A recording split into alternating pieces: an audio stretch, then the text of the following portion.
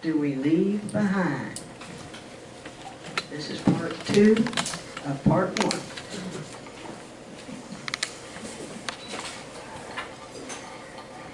This initially was going to be in one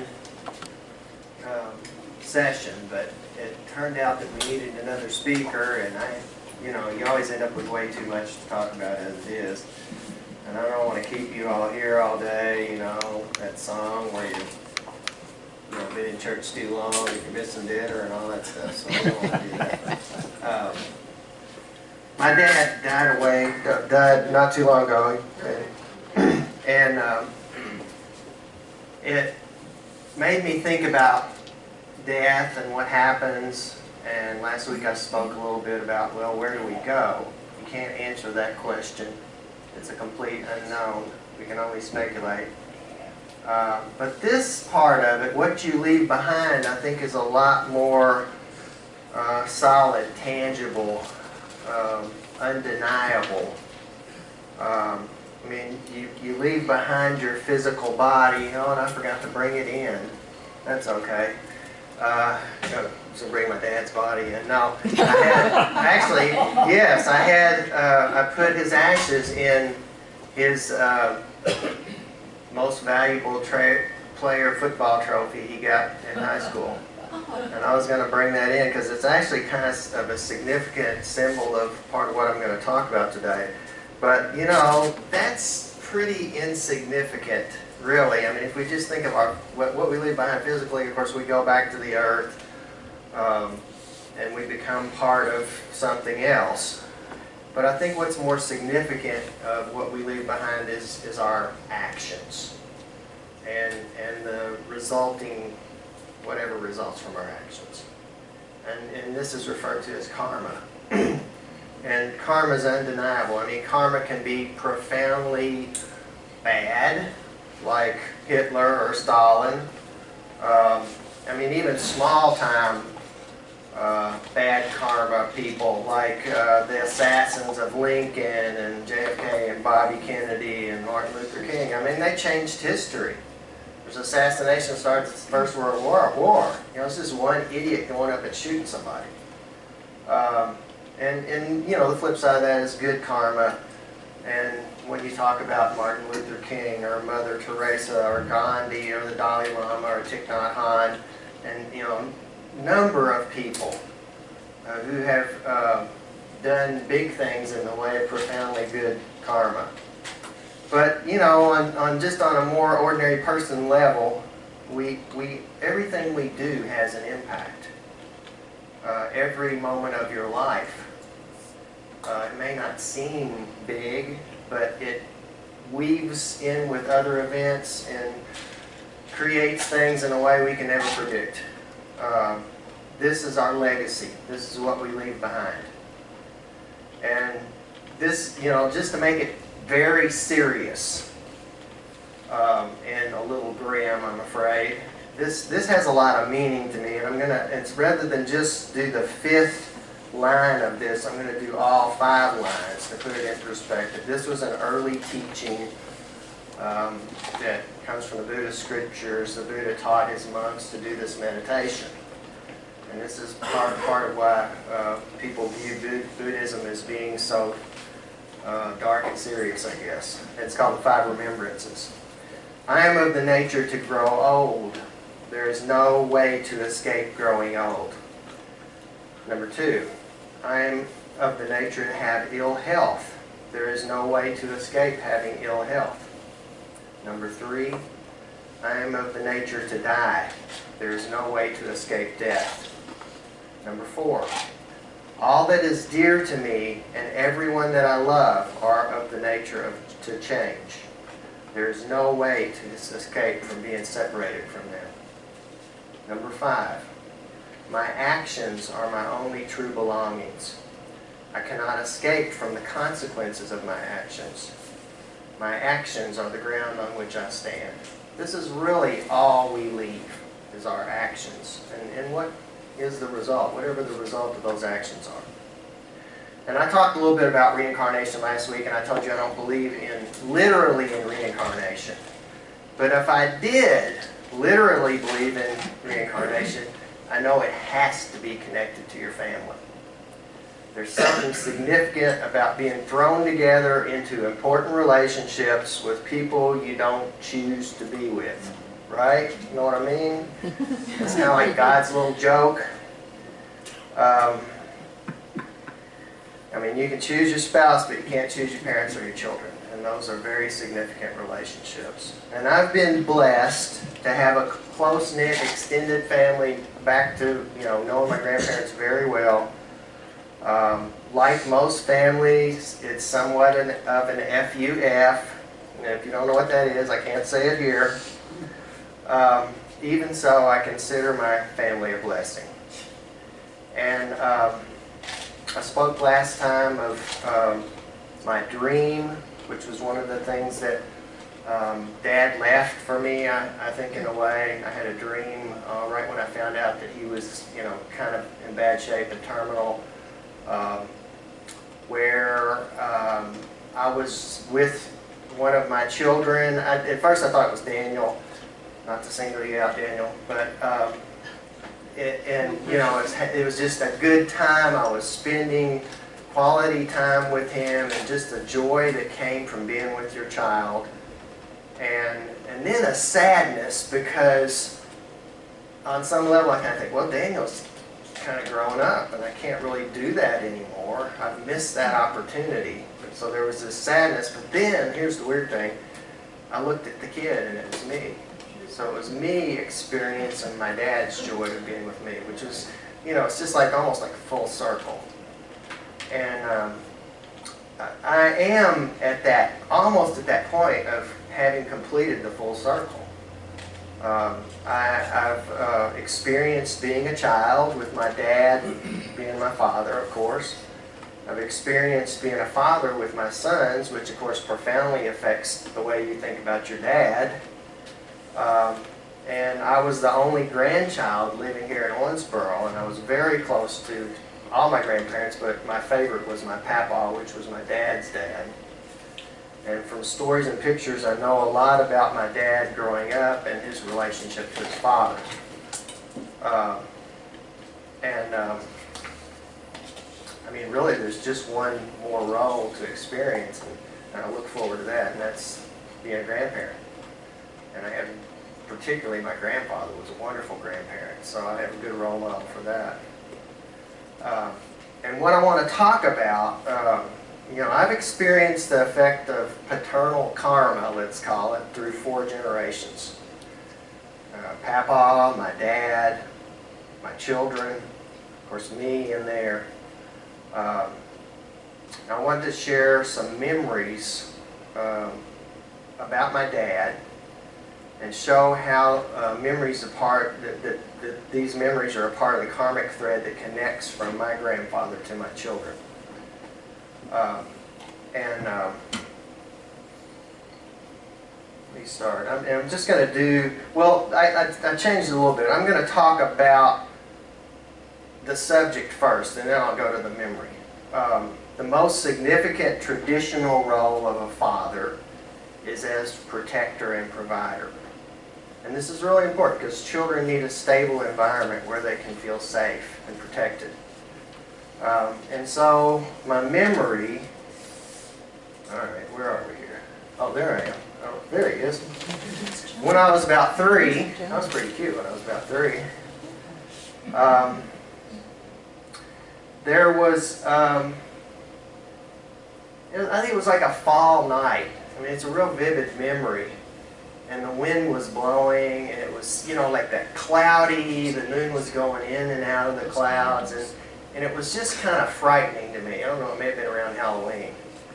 And my dad, he didn't understand why I was afraid, but I mean, I just, held my hands up to have him lift me up, and he pulled me up into his hands and into his arms, and, sitting way up there and just holding him.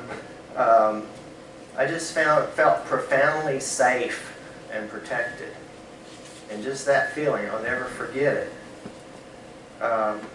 And what I want to do with this is I want to kind of take this thread through, how it runs through the generations and talk about My grandfather, oops, let's go there, who, you know, was a good provider and provided a stable environment for his family. That's him on the left with my dad and his two brothers and half-brother. I mean, they had a good life. For growing up during the Depression, they did really well. Another important kind of element of this is, you know, spending time with them. I'll talk more about that later, but you know, they had a horse. Hey, that's pretty impressive. They were just well provided for. And likewise with my dad. I mean, it's something he learned from his dad. We had a stable, protected family.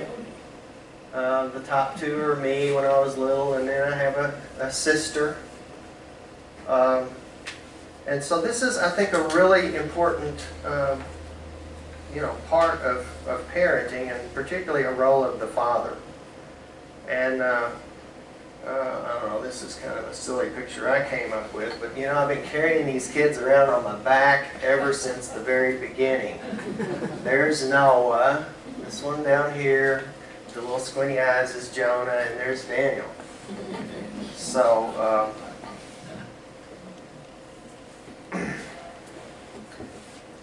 another important role, traditional role, is discipline when you think of your father. And dads are often put in to the role of the bad cop by the moms. You ever hear this one when you're growing up? Wait till I tell your father. He's going to really let you have it when he gets home, right? And Susan wasn't quite doing that, but she blamed everything my kids were not allowed to do on me. And she still does that, right, Daniel? It's Dad. Dad's a bad cop. And then the other thing with discipline and dealing with kids, I mean, it's not easy to stay calm. Kids can really get on your nerves. And I remember Dad losing his temper with me when I was probably about 4. You know, I was goofing around, being a smart aleck, no doubt. He was trying to get me to come up. He was in a hurry. We were going someplace. And I remember it real vividly. And then, boom, he just lost it. And he whipped me, which, you know, just threw me off because, you know, the punishment was really didn't fit the crime. But that's kind of what happens when you lose your temper. And just to kind of continue the story, all right, computer.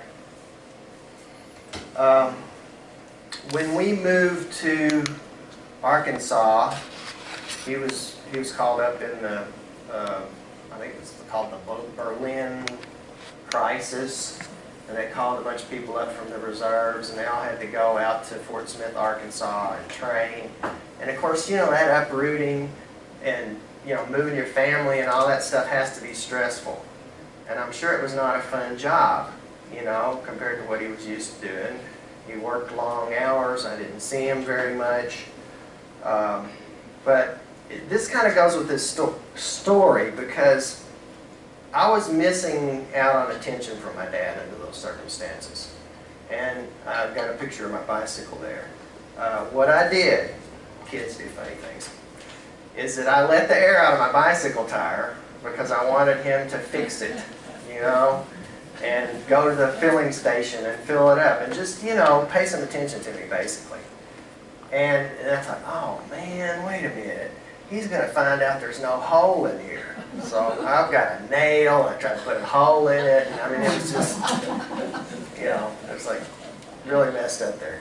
And of course he wasn't mad when I finally told him what was going on. I mean, I told him, well, I just wanted you to fix my tires, you know. And here's the problem.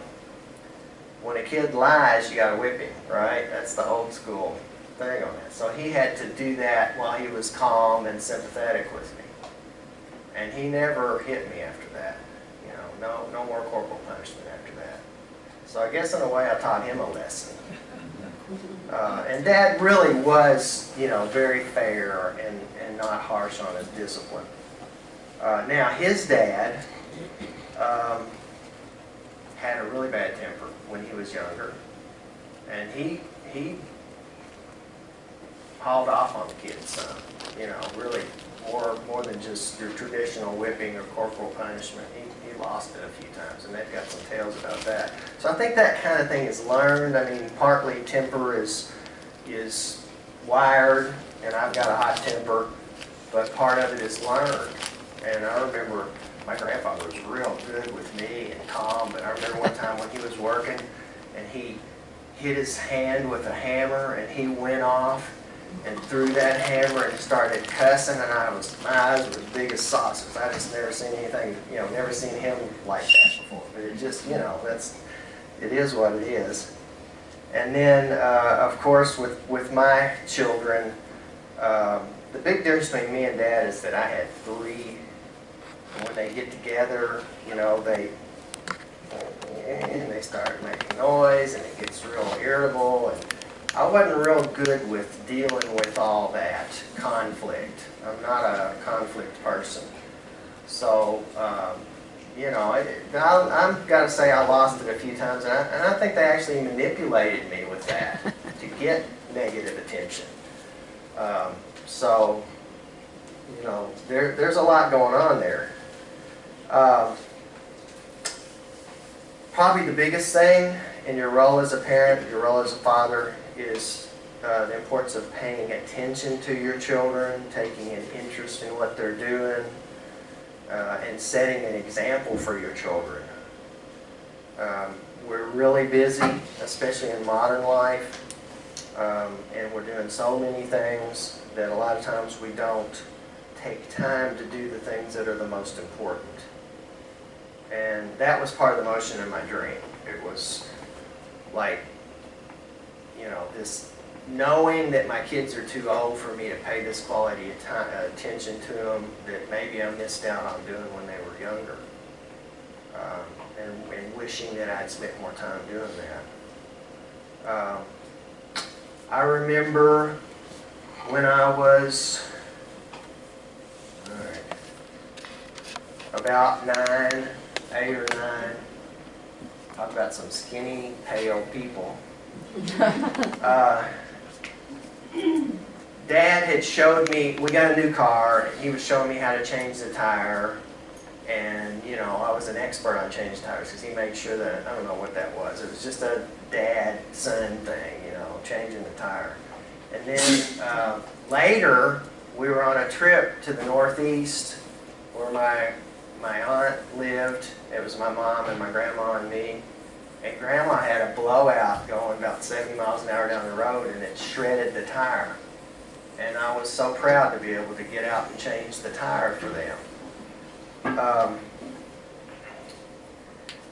Another thing Dad did, he didn't really do it. I think it was just my nature to want to, I was an only child, you know, for most of my life, and wanting to please my dad, please my parents, and get good grades and do all that thing. Well, he went and got his report cards and showed me, you know, he found those somewhere, showed me what grades he had made in school, and so I set it in my mind to better his grades. Unfortunately, he was a pretty good student, but he went straight A student, so I was able to do that, and I think that was really important for me.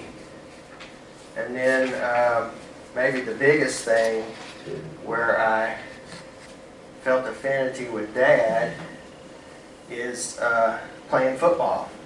I loved the game. I started when I was like in 2nd grade, and I knew that he had played and was a really good player. So I really kind of emulated him in that way. And his trophy was significant to me. I saw that trophy. And when I was about 13, 14 maybe, they had I was in youth football league, and they had an award each year that they gave to one player out of the whole league. And fortunately, it was based as much on scholastic ability as it was on football talent. And I won that award. I was really proud of that award. My trophy was almost as high as Dad's trophy. And then when I was in high school, you know, I I had to fight this one guy to get my dad's number. And, you know, here's Dad throwing me the ball, I think. So, you know, you just naturally emulate your parents, and hopefully they're the habits that you're, you know, what you're trying to emulate is a good role model. And Dad definitely was a good role model. And then the other thing I remember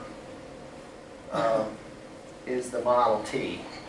My dad had an old Model T that he and his twin brother had bought when they were kids. Almost, I mean, you know, right when they were driving. They actually traded their bicycle and some cash and got this old car, and they drove it around in high school. Well, it sat, the rentals don't get rid of anything. It sat in this garage for, I don't know, 1950s until early 1970s.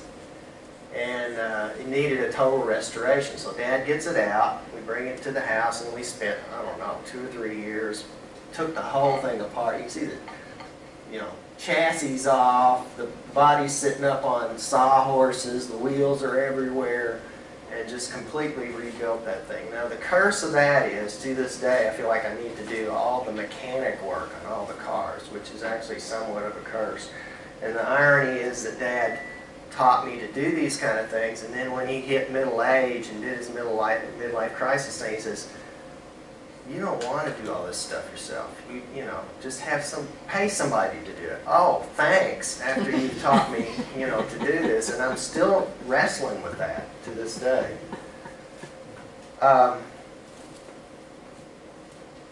With my grandfather, he was the same way. I mean, Grandpa didn't do that well with little kids. He was better by the time he was a grandfather, but one thing is that he was away from home. My dad and his brothers don't really remember seeing much of him because he worked in Pleasant Ridge. They had a drugstore up there. He lived up there during the week with his mother, and he didn't really spend that much time with the kids when they were little, but he was really good, like when they got to a certain age, of working with them and teaching them how to do things. And I think that's what we, you know, of course, things change from generation to generation.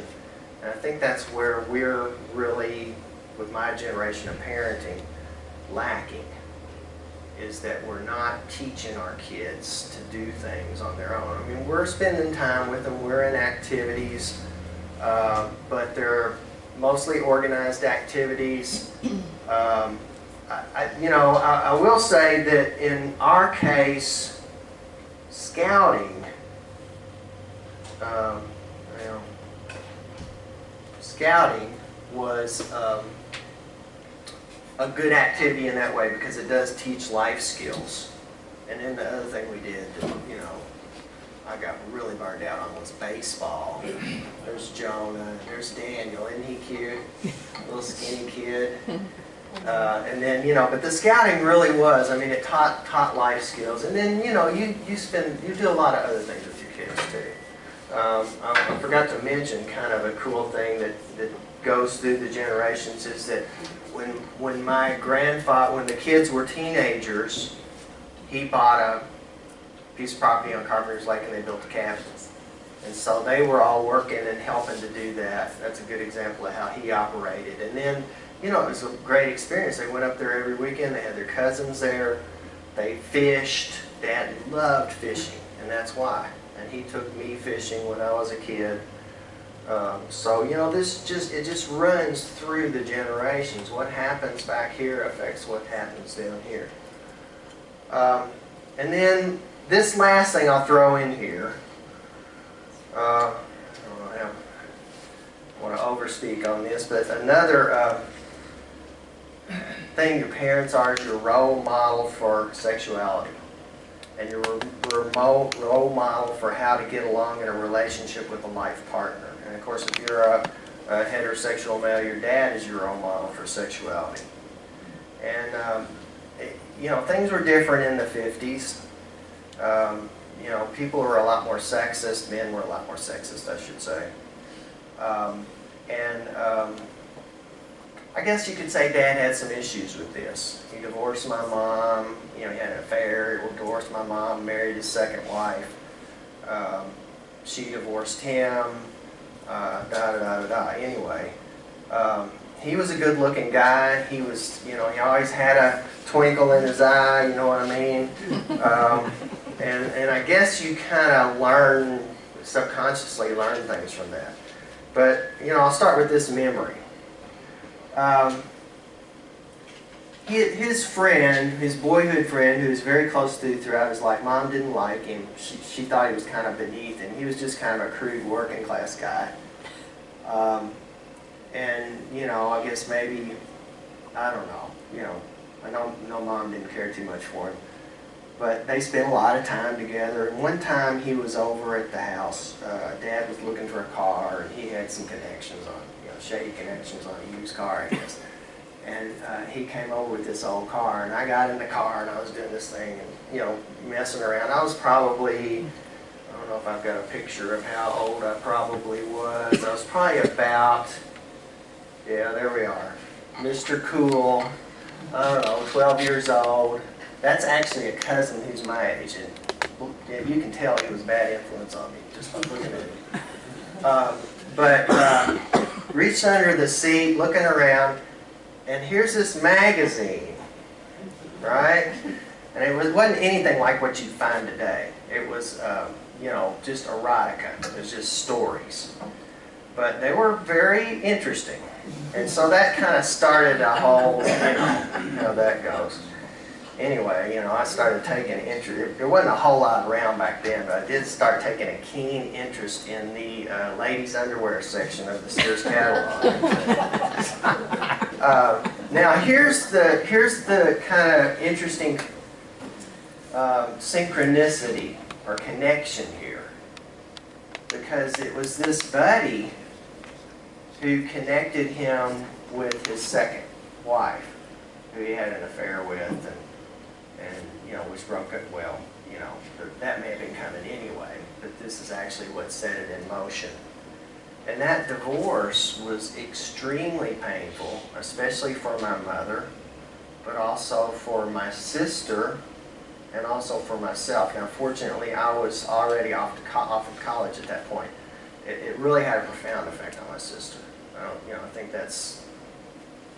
she's kind of broken in a way, and I think a lot of that has to do with her relationship with her dad. So that may be the most profound kind of bad karma. Mom got over it. She went on and, did things she could have never done, married him. But with my sister, that may be, the worst of the bad karma for Dad.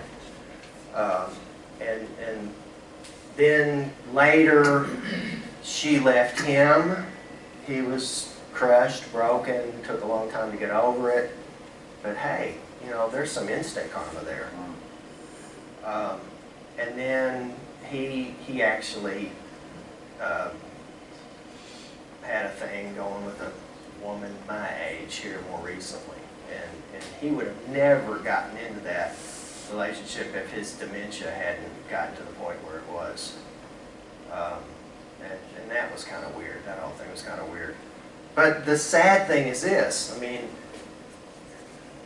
given his generation, the way he was brought up, that was the only true intimate connection he could make.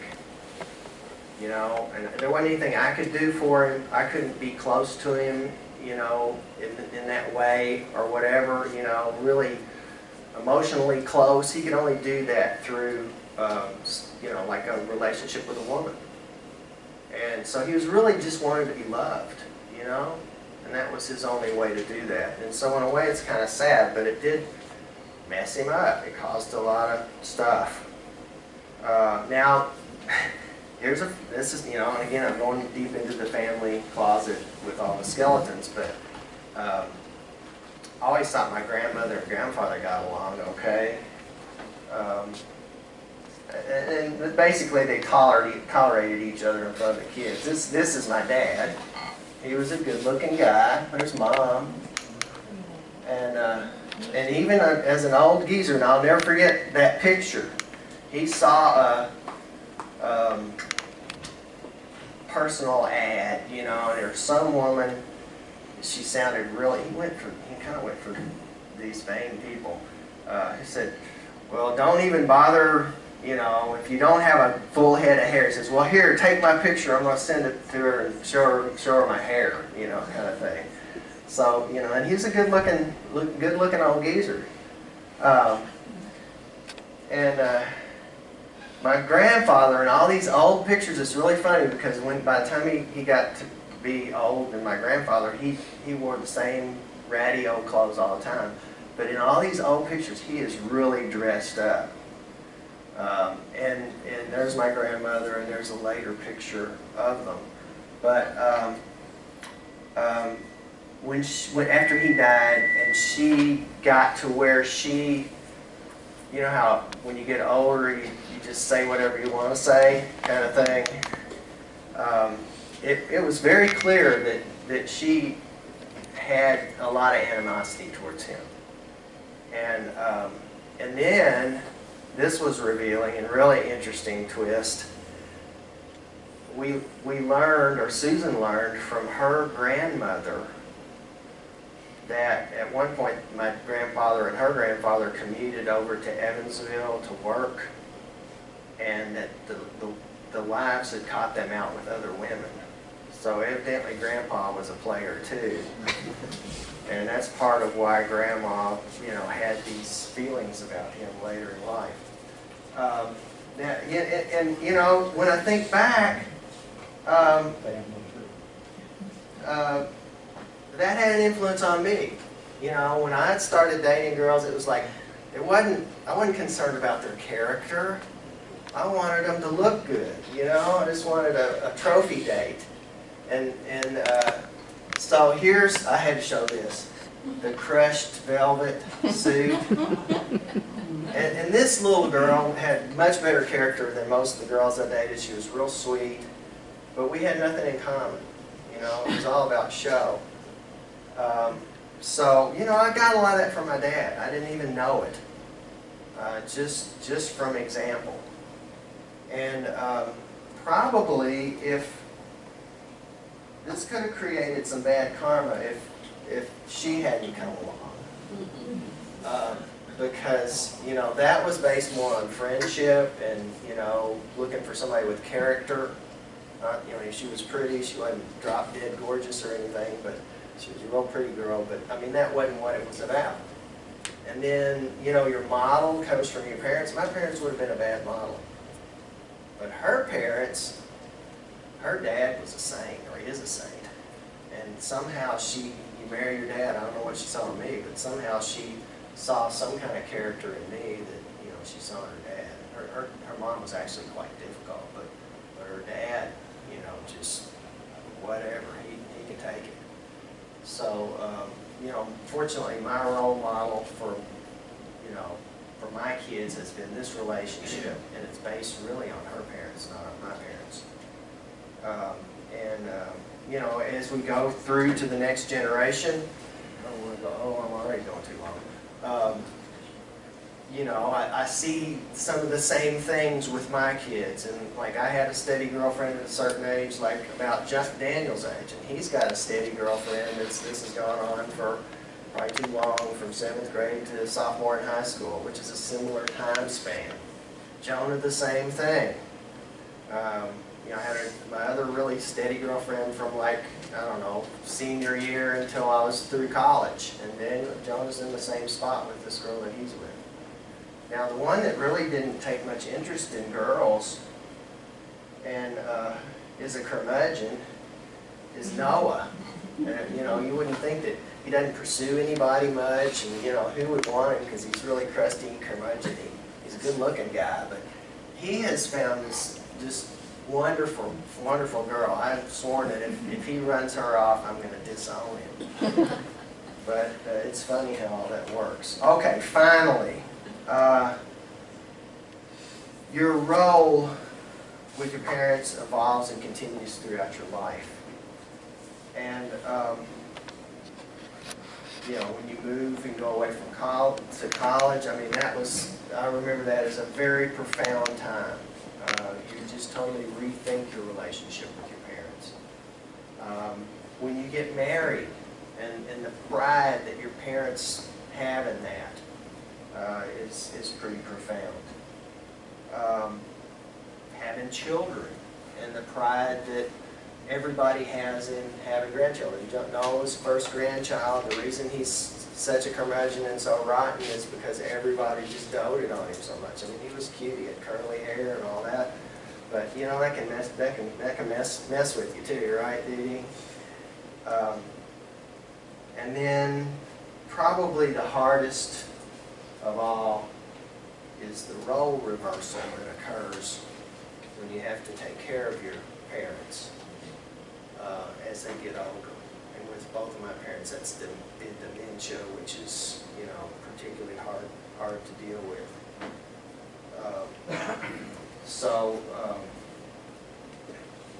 Again, you know, it's almost come full circle for me. I guess the only thing I'm lacking is maybe the role of grandparent, and I've got a lot of good role models for that. So I'm hoping I can survive to see that. I'm kind of an old parent. I mean, well, we won't mention numbers here, but actually, Daniel, I look a lot younger than those guys over there in the pit crew with the band, and I mean, I'm sure they're all probably 10 years younger than me is what I found out. That's what shocked me. We were talking about graduating from high school at a certain year, and thinking, damn, you're 10 years younger than me. So anyway, you know, having kids later will keep you young. Hopefully, maybe at some point having grandkids will keep you young too. Thanks. Anybody want to add to or comment? I believe in that karma thing myself, and I believe what goes around comes around. What we make, we are products of whatever we put out. I see it in my grandchildren. I happened to see some of my grandchildren the other day. I haven't spent time with them for a couple of years, and they are awful. And it's not, you know, I mean, it's beyond my control. But my stepdaughter, which I raised her dad was thrown off a bridge in Ohio County many years ago when she was 4 years old. She said, "You made this problem. You raised me tough, and so this is the way my children are." And, you know, it troubles me, but there's nothing I can do about that now. Just carry on with my life. But in essence, she's right. What she says is right, and it rings true, and what you just said is true. What we do. Well, the only thing I'd add to that is that I think it's gotten a lot harder because of our culture, and our culture is so materialistic, and it just has a, you know, it has a, it's hard. Right, and we have really no consequences for our act.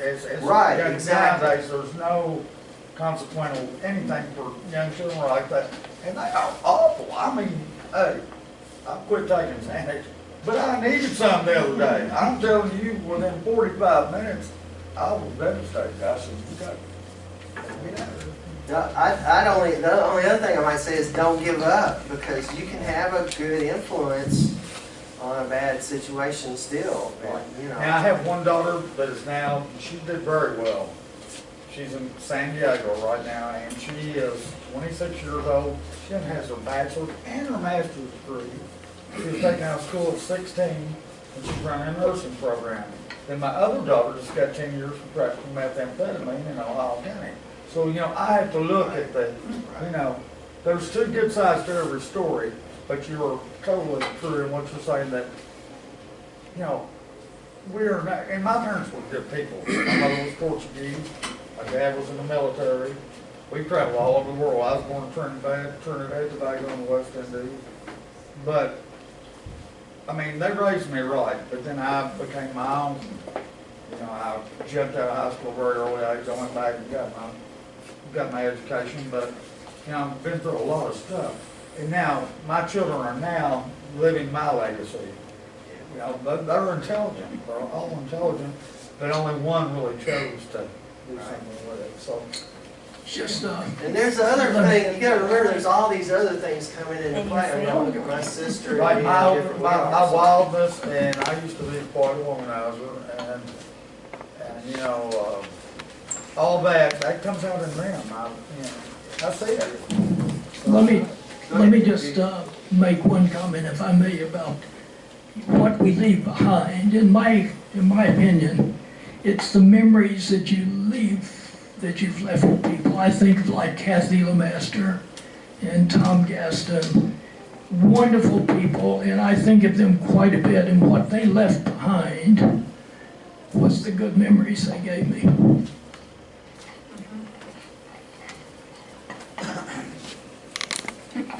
Yesterday, I had the privilege of spending several hours, and I was so blessed by it, with my daughter, my granddaughter, and my great-granddaughter. And during that process, what you brought to my mind was, all I'm going to leave behind is what they know of me in my actions and my voice or anything like that. What was so vivid to me yesterday was to see Allie, who's 16 months old, emulate me. And I, in my memory, remember my mother, me doing it to my mother and my great-grandmother. And I just have to say, Brad, since we're in the same family, I got you, because I'm in 7 generations that I remember. So that's pretty exciting.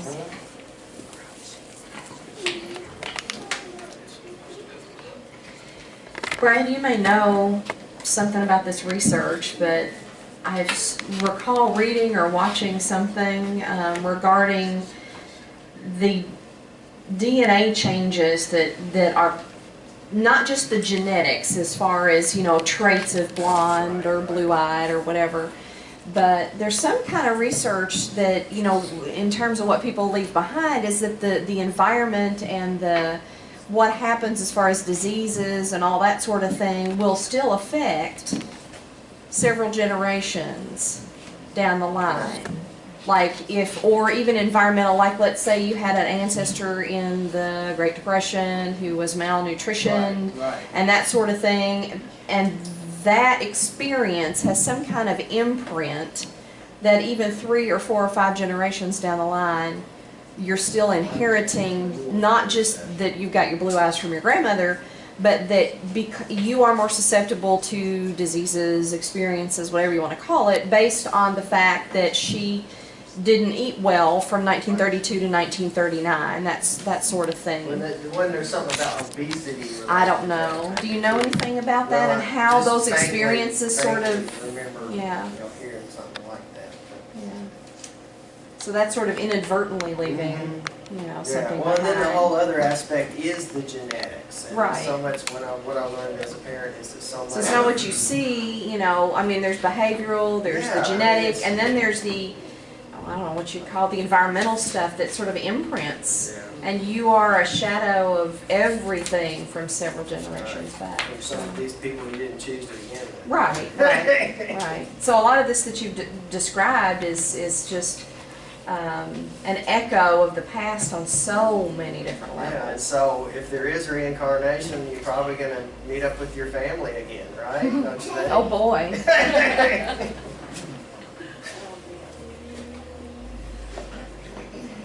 I know, Brad, that Ann and I'd go Panera, and every time I'd go to Panera when your dad was still able to drive, he'd see your dad there.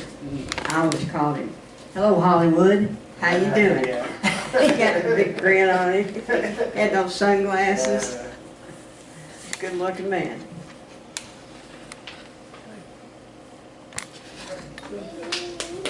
What have we got left? We have our congregational song. All right. You need to hook back up.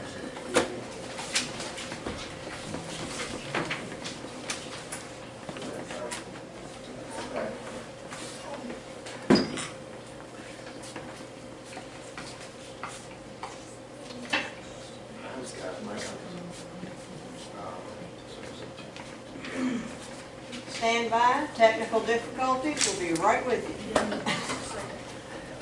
you.